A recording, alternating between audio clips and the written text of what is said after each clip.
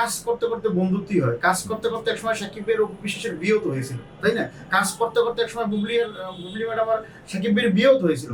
তো ওটা সম্পূর্ণ আলাদা বিষয়, কারণ তখন তখন সাকিব খান তখন সিঙ্গেল ছিল।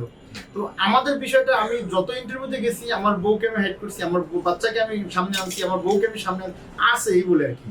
তো সেই জায়গা থেকে ওরা এগুলা আমি একটা জিনিস খুব বেশি মেইনটেইন করি, সেটা আপনার ওয়াইফ আসলে এটা কিভাবে এই প্রমোশনের যে এই আমি একাটা বলি, বউ এটাই বলে যে আজকে আমার জন্য এতগুলো পিঠা বানায় বক্সে পাঠাইছে, এটা বর্ষাকে নিয়ে খাওয়ায়। এবার বুঝছেন এক কথা বলছি। প্রথম যখন সেই আমার সোশ্যাল মিডিয়া সব ভিডিওতে আজকাল না দেখার, যেহেতু একজন ফেসবুক চালায়, ফোন চালায়, ইউটিউব চালায়, না দেখার তো কিছু নাই, এটা যেহেতু সোশ্যাল মিডিয়াটা ভাসতেছে সবার সামনে। তো ওই জায়গা থেকে বর্ষার সাথে আমার যখন পরিচয় হয়, তখন আমি বলছি আমার দুটো সন্তান আছে, দুটো বেবি আছে, আমার বউ আছে, আমার বাচ্চা আছে, আমার ফ্যামিলি আছে, ঢাকার শহর আমার বাড়ি গাড়ি কি সবই আমি বলছি।